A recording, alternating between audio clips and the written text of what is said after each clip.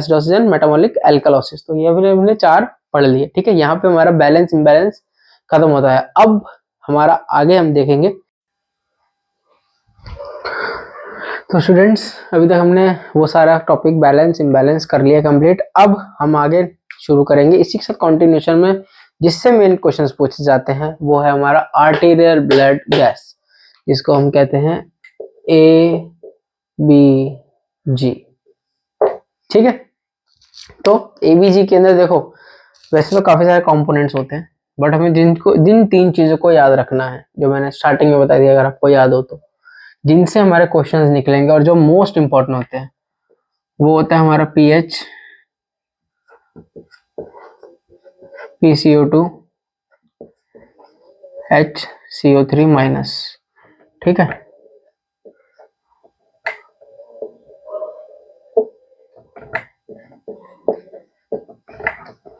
तो ये 3 चीजें हैं जिनके बेसिस पे सारी पूरी के पूरा ABG हमारा डिपेंड करता है। मेन मोस्ट इंपॉर्टेंट, ठीक है। तो इन 3 चीजों के ऊपर अब हम क्वेश्चंस देखते हैं आगे, and then but we will see कि कैसे सॉल्व करना है इसको। सो चलिए शुरू करते हैं।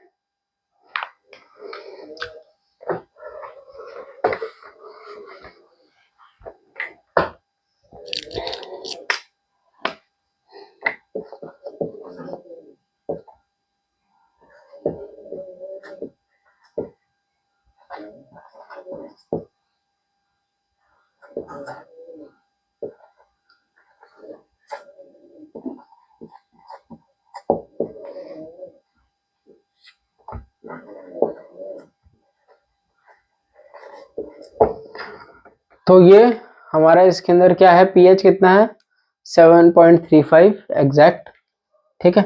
PCO2 कितना है 38 mmHg, NaCO3 कितना है 25 मिली इक्विवेलेंट पर लीटर। तो ये हमारा एक केस है एकदम नॉर्मल वाला, ठीक है। इसको pH को 7.3 7.4 कर लो, ठीक है, 40, क्योंकि एवरेज यही माना जाता है बीच में, ठीक है। तो ये हमारा एकदम हो गया नॉर्मल केस, ठीक है। तो अब सबसे पहले हम जाते हैं एसिडोसिस के अंदर।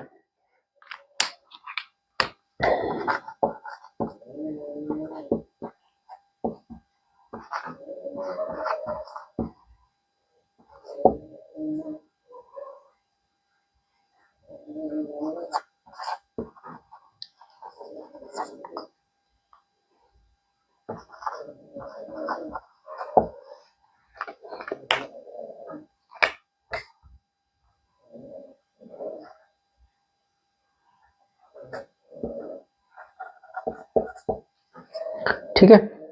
तो देखो स्टूडेंट्स, ये हमारी क्या कंडीशन है, pH हमारा है 7.31, PCO2 है हमारा 50 mmHg, HCO3 है हमारा 25 मिली इक्विवेलेंट पर लीटर। तो देखो ये तो हमारा नॉर्मल है, ठीक है। ये हमारा इंक्रीज्ड है और ये भी pH भी हमारा डिक्रीज है। मतलब कि सबसे पहले इससे क्या पता चल रहा है, रेस्पिरेटरी या मेटाबॉलिक है उसको छोड़ दो, थोड़ा सोचना, ठीक है। लाइव क्लास नहीं है तो मैं क्वेश्चन पूछ लेता, बट कोई बात नहीं, ठीक है। थोड़ा सोचो कि ये तो नॉर्मल है, इसको छुपा लो थोड़ा सा, ठीक है। सबसे पहले तो देखो pH, देखो ये तो 3 इंपॉर्टेंट हैं, PO2 या SaO2 या और कुछ इंपॉर्टेंट नहीं है ABG की, एक ABG की रिपोर्ट में, ठीक है। जो क्लिनिकल्स में जो हॉस्पिटल में काम कर रहे लोग पता होगा उन्हें भी, ठीक है, कि मेन ये 3 चीजें देखी जाती हैं। अब इसके अंदर भी क्या चीज सबसे ज्यादा इंपॉर्टेंट है, वो है pH, मोस्ट इंपॉर्टेंट। इसी से सारे क्वेश्चंस के आंसर भी निकलेंगे और ये इंपॉर्टेंट होता भी है। जहां pH जा रहा है उससे डिसाइड करना हमेशा, कोई भी क्वेश्चन हो, कभी भी कर रहे हो, कोई भी एग्जाम हो, चाहे आप हॉस्पिटल के अंदर रिपोर्टिंग ना देख रहे हो, उसी से डिसाइड करना कि एसिडोसिस है या एल्कलॉसिस है। मेटाबॉलिक रेस्पिरेटरी बाद में, बट एसिडोसिस या एल्कलॉसिस ये हमेशा pH ही बताएगा, ठीक है। तो ये तो नॉर्मल है। अब इसके अंदर क्या है, pH 7.35 से कम है, विच इंडिकेट्स एसिडोसिस, ठीक है। अब इसके अंदर ये तो नॉर्मल था, इसको तो भूल जाओ। अगर HCO3 नॉर्मल है मतलब किडनीज नॉर्मल हैं। PCO2 कितना है, ये 50 है। नॉर्मल कितना होता है हमारा, नॉर्मल इधर ये होता है हमारा 35 से 45, बता ही दिया था मैंने वैसे पहले सबको, 21 से 28, ठीक है, ये mmHg हो गया, ये मिली इक्विवेलेंट पर लीटर हो गया। ठीक है, 35 से 45 होना चाहिए तो, लेकिन 50 जा रहा है, ये ज्यादा है, नहीं होना चाहिए ज्यादा ना, है ना। तो अब ये एसिडोसिस पहले पता चल गया। अब ये रेस्पिरेटरी कंडीशन की वजह से हो रहा था, PCO2 ज्यादा है, मतलब दिक्कत कहाँ है, लंग्स के अंदर दिक्कत है। ठीक है, लंग्स के अंदर दिक्कत है, तो इसीलिए हम इस एसिडोसिस को कहेंगे कौन सा, रेस्पिरेटरी एसिडोसिस। ठीक है, तो ऐसे हम डायग्नोस करेंगे कि ये कंडीशन या ये एबीजी की रिपोर्ट किसी पेशेंट की किसकी है, रेस्पिरेटरी एसिडोसिस की है। Whether it is due to any of the cause, whether it is respiratory failure, whether it is pneumonia, asthma, और हमारा एंजाइटी, साइकेट्रिक का कोई पेशेंट है, कोई ओल्ड पेशेंट है, तो जो भी है, बट हाँ रेस्पिरेटरी एसिडोसिस है। इसके अंदर हमने ये डायग्नोस कर लिया किस चीजों से, दो चीजों से सिर्फ। सबसे पहले पीएच 7.35 से कम है तो एसिडोसिस हो रहा है। उसके बाद नीचे आओ, पीसी HCO3 नॉर्मल है, किडनीज नॉर्मल है, कोई दिक्कत नहीं है। PCO2 कितना है भाई, 50 है, 45 होना चाहिए तो नॉर्मल, मैक्सिमम 45 होना चाहिए। 45 से ज्यादा मतलब लंग्स में दिक्कत है, लंग्स ढंग से एक्सक्रीट नहीं कर पा रही है, whether it is due to any of the cause, तो इसीलिए ये है हमारा रेस्पिरेटरी एसिडोसिस। ठीक, और एग्जांपल्स देखते हैं थोड़े बहुत।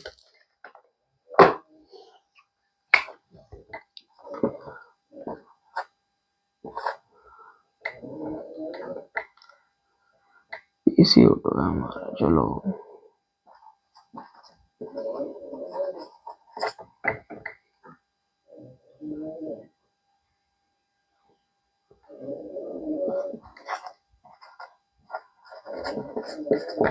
चलो अब देखते हैं इस क्वेश्चन को। देखो, मेरे बताने से पहले खुद सोचो, पॉज करके देखना कि इस क्वेश्चन में क्या हो रहा है। ठीक है, सबसे पहले आंख बंद करके कुछ नहीं देखना, और पूरे बोर्ड पे जो देख रखा है उसको मत देखो। इस क्वेश्चन के अंदर सिर्फ पीएच देखना, कहीं भी एग्जाम हॉल में बैठो, सिर्फ सबसे पहले पीएच को देखना, पीएच क्या क्या कहाँ जा रहा है। पीएच इसमें क्या है, 7.30। नॉर्मल कितना होता है हमारा, 7.35 से 7.45।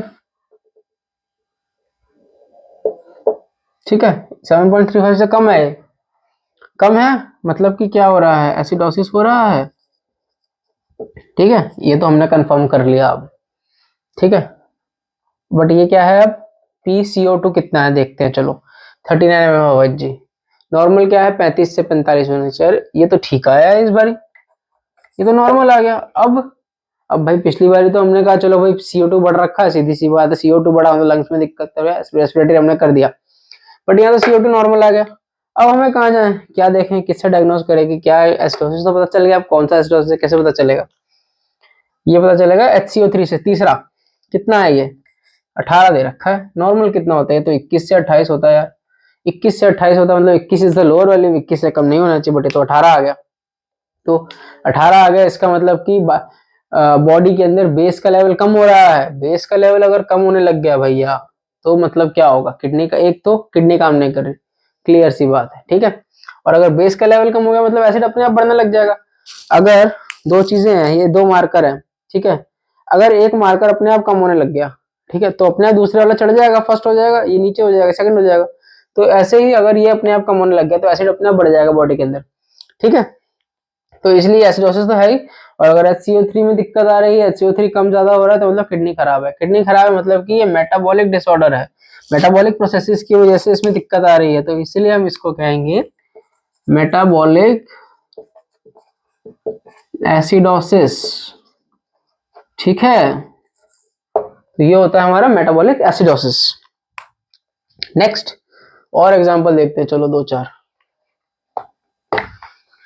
पहले हम सारे डिसऑर्डर्स का एक एक देखेंगे, उसके बाद सबके एक साथ देखेंगे मिक्स करके, फिर then will proceed towards the compensation and uncompensation और पार्शियली कंपनसेशन।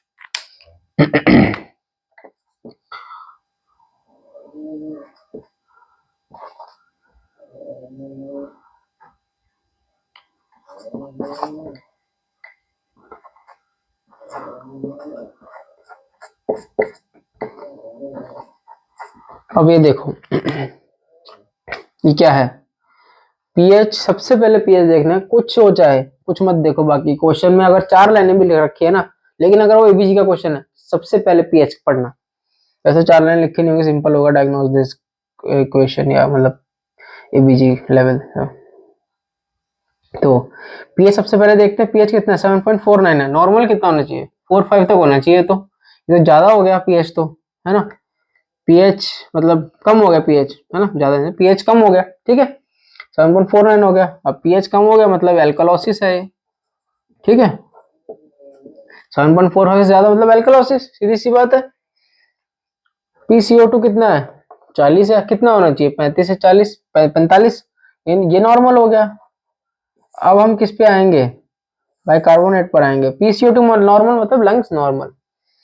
HCO3 कितना है हमारा बाइकार्बोनेट आयन, 32 है, 32 मिली इक्विवेलेंट। नॉर्मल कितना हो जाए, 28 तक होना चाहिए। अरे तो बढ़ा हुआ है, ये क्यों बढ़ा हुआ है, अब देखो बेस बड़ा हो गया बॉडी के अंदर, है ना, बेस बढ़ गया तो एसिड अपने आप कम हो जाएगा।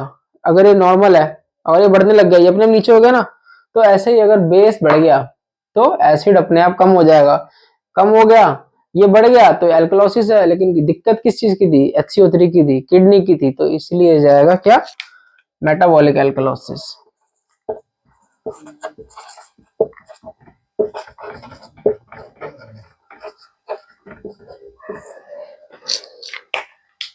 आई होप सबको समझ आ रहा होगा यार, ठीक है। नहीं आ रहा हो तो कमेंट्स में बता देना, कुछ हो तो मैं मेल आईडी भी मेंशन कर दूंगा अपने डिस्क्रिप्शन में अभी एक, तो या टेलीग्राम पे बता देना, ठीक है। कोई डाउट हो तो मुझे टेलीग्राम पे भेज सकते हो, मैं टेलीग्राम का लिंक डिस्क्रिप्शन में प्रोवाइड कर दूंगा, ठीक है। एंड बाकी चैनल के उसमें डिस्क्रिप्शन में भी प्रोवाइड हो जाएगा आप लोगों को।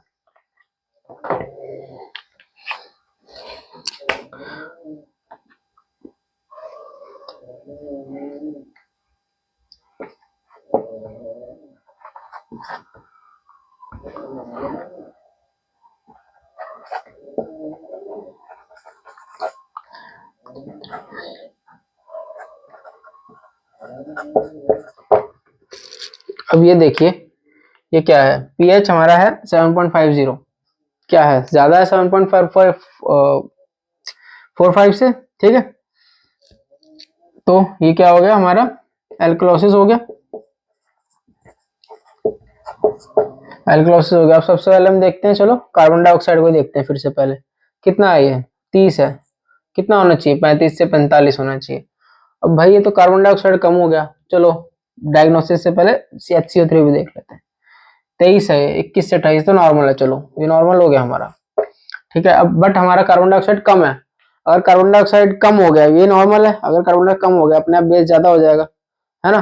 तो कम हो गया तो एल्कलोसिस तो हमने पहले डायग्नोस कर लिया था, ठीक है। बट यहाँ कम क्या हुआ, कार्बन डाइऑक्साइड कम हुआ है, मतलब कि दिक्कत कहाँ है, लंग्स के अंदर दिक्कत है, तो इसीलिए ये कहलाया जाएगा रेस्पिरेटरी एल्कलोसिस।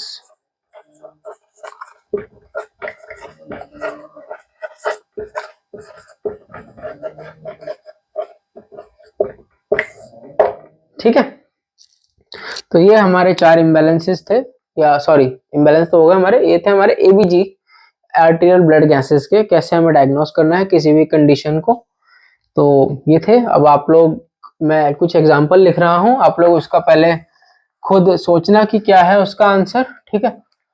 तो मैं नॉर्मल वाला भी दोबारा से लिख देता हूं, ठीक है, देन उसका आंसर चेक करना, मैं बाद में लिखता हूं कि किसका क्या आ जाएगा। नॉर्मल वैल्यूज में यहाँ पर लिख रहा हूं।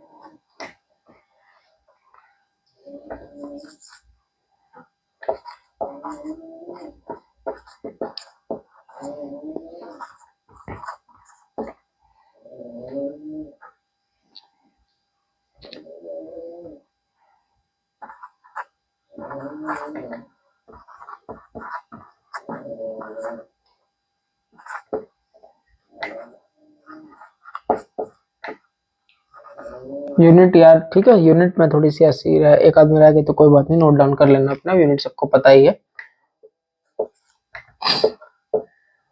बाकी हाँ, अगर कोई कॉलेज के एग्जाम्स के लिए याद कर रहा है तो वो यूनिट लिखना मत भूलना, टीचर्स फिर नंबर काट लेते हैं।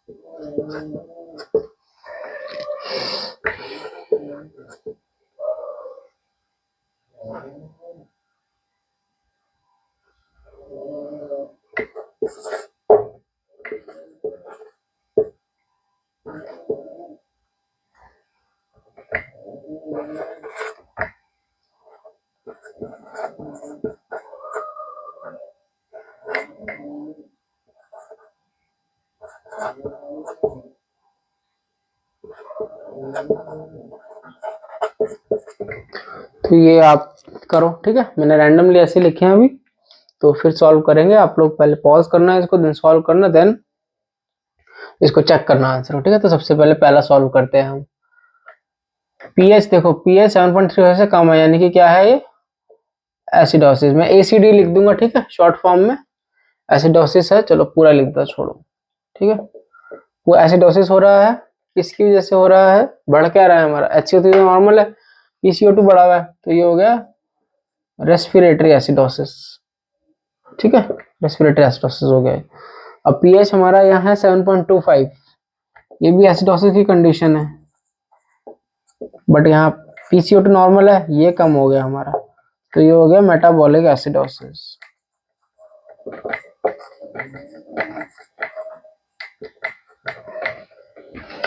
अब यह है 7.50, 7.50 मतलब 7.4 से ज्यादा हो गया, ये हो गया एल्कलोसिस हो गया। HCO3 हमारा नॉर्मल है बट ये कम है, तो ये हो गया हमारा रेस्पिरेटरी एल्कलोसिस। ये 7.20 ये हमारा एसिडोसिस है, पीएच क्योंकि कम है हमारा, PaCO2 हमारा नॉर्मल है, HCO3 हमारा कम है, ये कम है, तो क्या मतलब हो गया इसका, ये क्या है, मेटाबॉलिक एसिडोसिस, ठीक है। तो ये चार थे। तो अब हम आगे बढ़ते हैं स्टूडेंट्स कंपनसेशन के ऊपर, जिसके अंदर मोस्ट कुछ ट्रिकी, सबसे ज्यादा हाईएस्ट लेवल के क्वेश्चन कंपनसेशन से ही आते हैं एबीजी के अंदर या एसिड बेस इंबैलेंस के अंदर। इससे ऊपर कंपनसेशन से ऊपर कोई कुछ नहीं पूछता।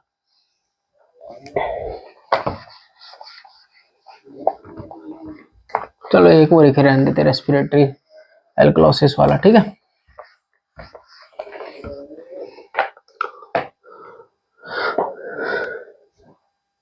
तो देखो स्टूडेंट्स, जैसे कि आपने, ये तो नॉर्मल था, ठीक है, अब पीएच इसके अंदर बढ़ रहा था हमारा, और PCO2 हमारा कम था, तो हमने लगा लिया कि एल्कलोसिस है। कौन सा एल्कलोसिस है, रेस्पिरेटरी एल्कलोसिस है, क्योंकि हमारा PCA2 कम हो रहा है ना, और HCA कम, ये नॉर्मल है, ठीक है। बट अब एक क्वेश्चन एक और दे रहा हूं, ये देखना कि ये कैसे होगा।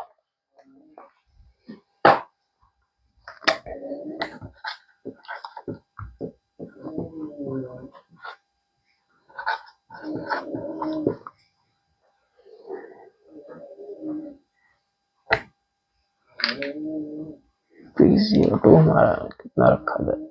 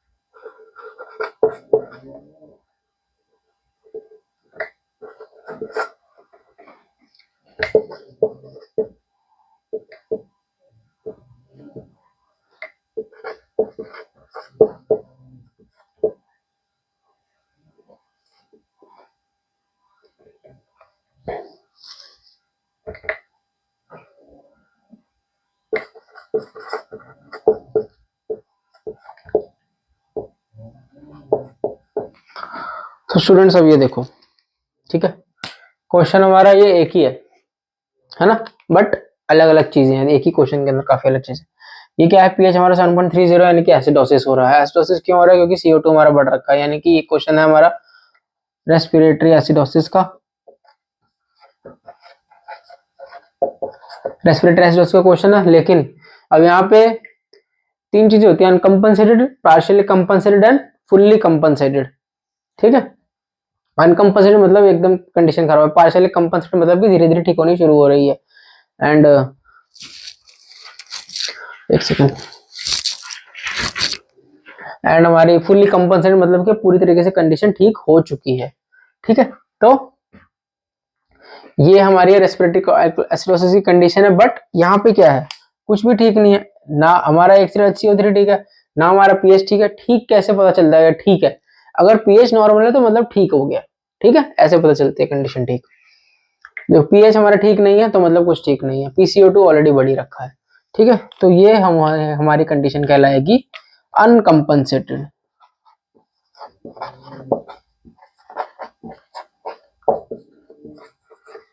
ठीक है, अब इस पर आते हैं। ये क्या है, पीएच है हमारा 7.30, PCO2 कितना है 50, ये तो फिर उतना ही है यार। HCO3 कितना है 30 मिली इक्विवेलेंट पर लीटर। यार ये बढ़ गया, क्यों बढ़ा ये, दिक्कत कहाँ थी हमारे, क्वेश्चन पे आइए फिर से। पीएच था, एसिडोसिस था, किस वजह से एसिडोसिस था, रेस्पिरेटरी एसिडोसिस था। क्यों रेस्पिरेटरी एसिडोसिस, मतलब दिक्कत कहाँ है, लंग्स के अंदर है। अगर लंग्स के अंदर दिक्कत है तो उसको ठीक कौन करेगा, किडनीज ठीक करेंगी हमारी। किडनीज कैसे ठीक करेंगी, बाइकार्बोनेट के थ्रू ठीक करेंगी।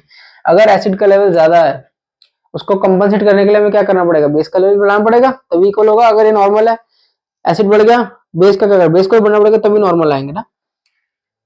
तो इसीलिए यहाँ पर भी क्या था हमारा, पीएच तो अभी भी उतना ही है, पीएच तो फर्क नहीं पड़ा। PCO2 ये देखो, जहां पे भी दिक्कत होगी ना वो चीज कभी ठीक नहीं होगी इनिशियल पीरियड में। ठीक है, PCO2 यहाँ 50 है, यहाँ पे 50 ही रहेगा, यहाँ पे आगे बाद में आएंगे। ठीक है, अब यहाँ पे क्या किया, किडनी ने क्या किया, भैया एसिड बढ़ रहा है बॉडी के अंदर, हमें क्या करना है, बाइकार्बोनेट का एब्जॉर्ब करना है। बाइकार्बोनेट एब्जॉर्ब करो फटाफट अपने नेफ्रॉन्स के थ्रू। ठीक है, नेफ्रॉन्स के थ्रू ही करेगा, और कैसे करेगा। तो HCO3 उसने क्या करा, बाइकार्बोनेट का एब्जॉर्ब करना शुरू करा। नॉर्मल कितना था 21 से 28, यहाँ पे नॉर्मल कितना था 25 था, ठीक था। बट उसको जैसे पता चला भाई लंग्स की कंडीशन खराब है, बॉडी में दिक्कत आ रही है, एसिड बढ़ रहा है बॉडी के अंदर, तो बाइकार्बोनेट एब्जॉर्ब करो, उसने एब्जॉर्ब करना शुरू कर दिया। उसने एब्जॉर्ब करना शुरू तो कर दिया, लेकिन यहाँ ट्विस्ट क्या है, ट्विस्ट ये है कि एकदम से चीजें सब ठीक नहीं हो जाती। सेकेंडरी बफर सिस्टम या परमानेंट बफर सिस्टम हमारा जो लंग्स और किडनीज का होता है, वो धीरे काम करता है काफी, बट वो काम इफेक्टिवली करता है काफी, बट वो धीरे काम करता है, एंड फिर वो इसीलिए काफी टाइम लगाता है ठीक होने में चीजों को।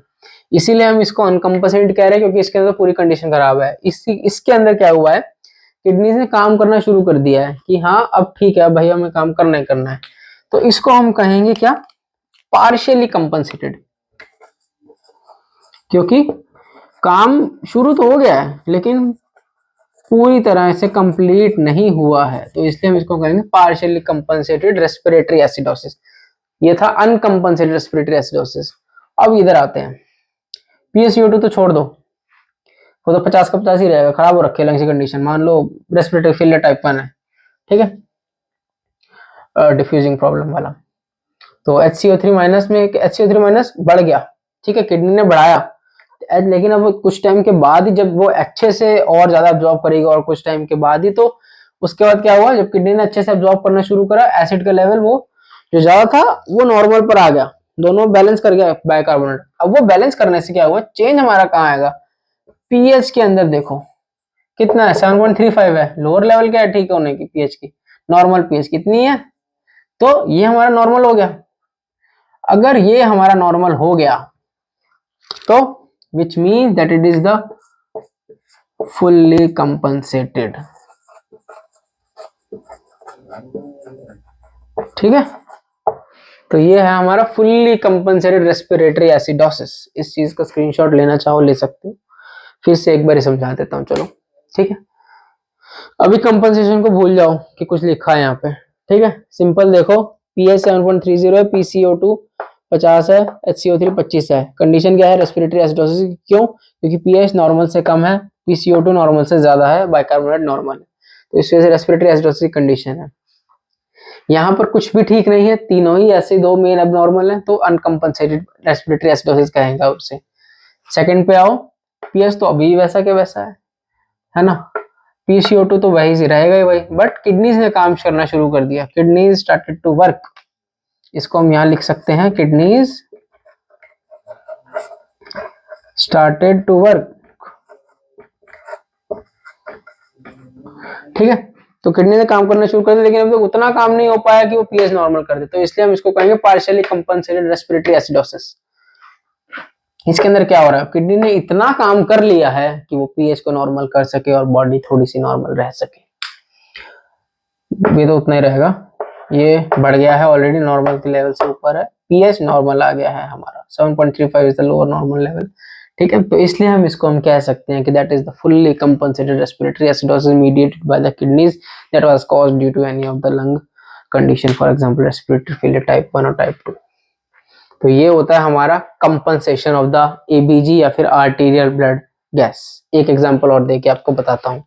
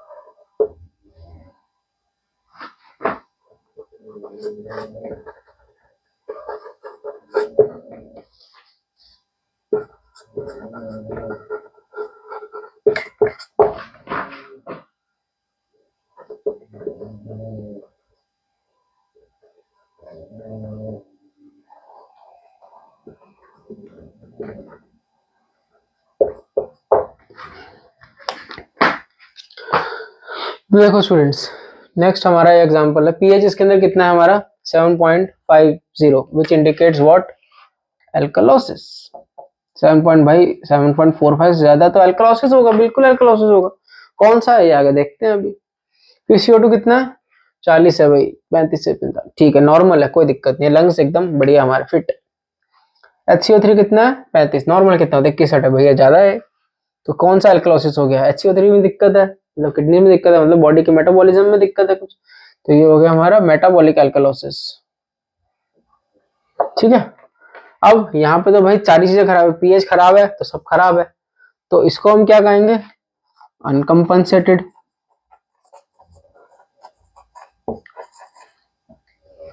ठीक है, और इसमें देखते हैं पीएच तो अभी भी खराब है यार, PCO2 अरे ये तो 50 बढ़ गया, चलो बढ़ गया मतलब कि लंग्स ने काम करना शुरू कर दिया, लंग्स अब क्या कर रही है, लंग जैसे, और HCO3 तो 35 बढ़ ही रखा है यार। अगर किडनी से हमारी एब्जॉर्प्शन और एक्सक्रीशन नहीं हो रहा है तो बॉडी के अंदर बेस का लेवल बढ़ रहा है, किडनीज को क्या करना है, एसिड का लेवल भी थोड़ा सा बढ़ाना पड़ेगा ताकि नॉर्मल इक्वल हो जाए। ठीक है, तो किडनी क्या कर रही है, सॉरी लंग्स क्या कर रही है, लंग्स ने हाइपरवेंटिलेशन शुरू कर दिया, हाइपो वाला। ठीक है, तो हाइपोवेंटिलेशन से क्या हुआ, CO2 रिटेन होने लग गया, CO2 रिटेन हो गया मतलब 50 तो हो गया, लंग्स ने काम करना शुरू कर दिया, बट अभी भी यार पीएच तो उतना ही है ना, पीएच तो कम हुआ ही नहीं, हमारा नॉर्मल आया नहीं, 50 ही है, तो ये इसलिए हम इसको कहेंगे पार्शियली कंपनसेटेड मेटाबॉलिक एल्कलोसिस। ठीक है, अब तीसरे पर आते हैं, ये छोड़ दो, यहाँ कुछ नहीं लिखा है, ठीक है भूल जाओ इसे, यहाँ कुछ लिखा, पीएच यहाँ कितना 7.4, बढ़िया यार आ गया नॉर्मल लेवल पे हमारा। जब पीएच ठीक, काफी चीजें ठीक हो जाती हैं पीएच ठीक होने के बाद। ठीक है, पूरी तरीके से नहीं होती बट हाँ काफी तरीके से हो जाती है। PCO2 कितना है 50 है, चलो भैया लंग्स ने जो काम करना शुरू करा था वो पूरा खत्म कर लिया, ये तो उतना ही रहेगा, ठीक है। तो जब लंग्स ने इतना काम कर लिया कि पीएच नॉर्मल आ जाए तो तब हम उसको कह सकते हैं फुल्ली कंपनसेटेड मेटाबॉलिक एल्कलॉसिस, ठीक है। तो ये था हमारा एबीजी कि एबीजी के अंदर क्या क्या चीजें होती हैं, मेन हमें देखने वाली होती हैं जो क्वेश्चंस के अकॉर्डिंग मांगी जाती हैं वो मैंने बताई हैं। बाकी O2 भी होता है, सोडियम भी होता है, इलेक्ट्रोलाइट भी होता है, सब होता है उसके अंदर, बट जो हमें मेन पूछा जाएगा ये वो सारी चीजें।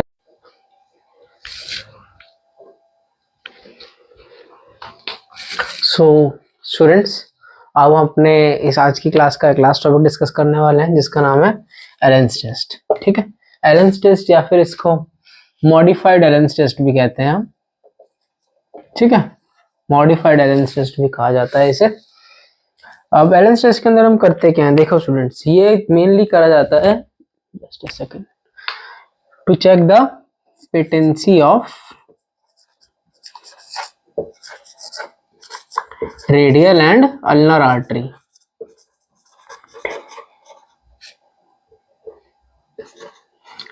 ये हम उन सारे प्रोसीजर से पहले परफॉर्म करते हैं जिसके अंदर भी हमें रेडियल आर्टरी को प्रिक करना होता है या फिर अल्नर आर्टरी को प्रिक करना होता है, फॉर एग्जांपल एवीजी, ठीक है। तो हमें जितने भी ऐसे सारे प्रोसीजर जिनमें हम आर्टरीज को प्रिक कर रहे हैं रेडियल या अल्नर को, उससे पहले हम एलेन्स टेस्ट परफॉर्म करते हैं, किस लिए, ताकि पेटेंसी चेक कर सके रेडियल या अल्नर आर्टरी की, ठीक है। तो सबसे पहले बात है परफॉर्म करते कैसे हैं।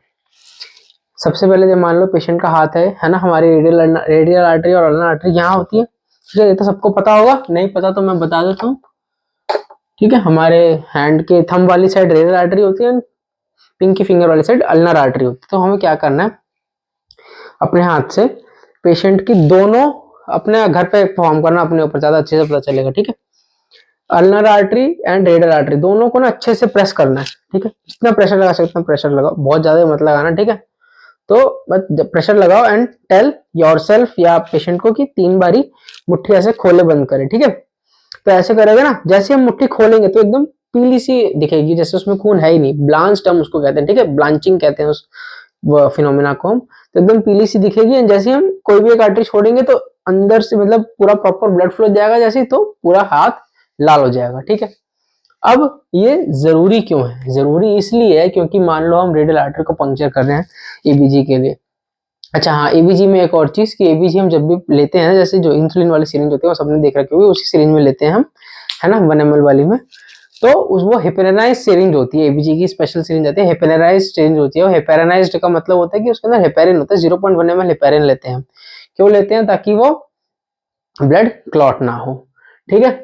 तो अब ये जरूरी क्यों है पेटेंसी हमें चेक करना, वापस आते हैं एलेन्स टेस्ट पे, क्योंकि अगर हम ये पेटेंसी मान लो हम रेडियल आर्टरी को प्रिक कर रहे हैं और अल्नर आर्टरी हमारी पेटेंट है ही नहीं, तो आगे ब्लड फ्लो नहीं जाएगा, इसी में एक कंडीशन आ जाएगी, वहां पे नेक्रोसिस बन सकता है वहां पे। इसलिए पेटेंसी चेक करना बहुत जरूरी हो जाता है हमारा।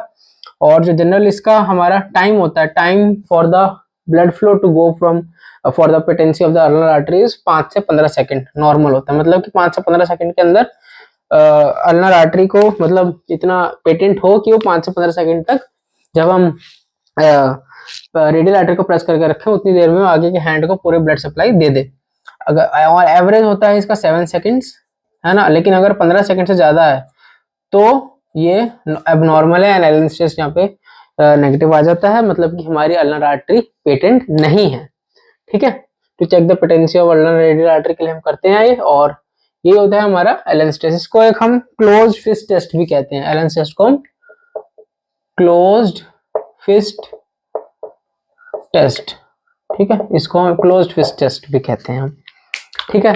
तो स्टूडेंट्स आज की क्लास में यही था हमारा, आई होप आप सबको बहुत अच्छे से समझ आया होगा। मैंने अपनी पूरी कोशिश करी है जो एसिड बेस बैलेंस समझाने की। सबसे पहले हमने एसिड्स पढ़े, बेस पढ़े, एसिडिटी पढ़ी, बेसिसिटी पढ़ी, and then we progressed upon the balance, कौन कौन करता है, primary buffer, secondary buffer, and then potassium exchange वाला, ठीक है, मेथड हो गया हमारा।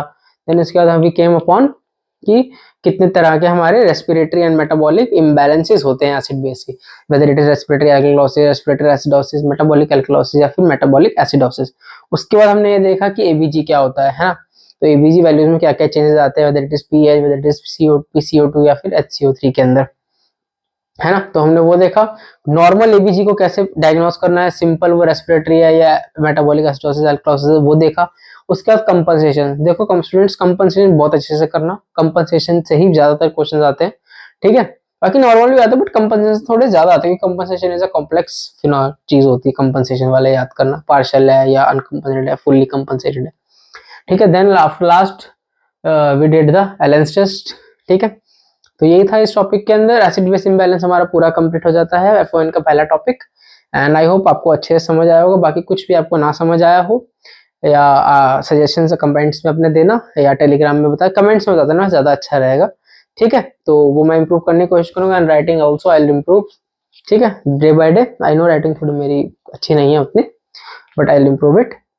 बाकी thank you all, have a good day and best of luck for our exams, and मेरे चैनल को सपोर्ट करते रहिए एंड मुझे सपोर्ट करते रहिए। Thanks a lot, good bye, take care.